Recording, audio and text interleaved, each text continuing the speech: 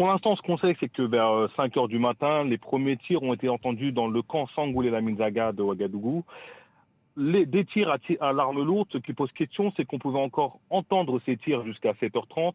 Devant le camp militaire, au niveau de l'échangeur, on pouvait voir 2 hommes entrer tirer en l'air. Pour info, le camp Laminzana abrite la Maka, une prison militaire dans laquelle est notamment incarcéré le général Diendéré, ancien chef d'état-major de Blaise Compaoré, condamné pour une tentative de coup d'État en 2015.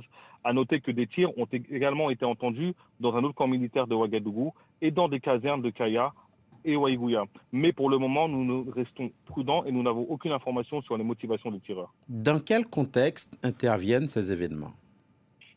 Écoutez, cela arrive dans un contexte social et sécuritaire très lourd au Burkina Faso. D'abord sécuritaire, car rappelons l'attaque du terroriste du poste de gendarmerie de Inata le 14 novembre dernier, où plus de 50 hommes ont été tués. Par la suite, le président Kaboré a pris des mesures et remanié le gouvernement en nommant un nouveau Premier ministre.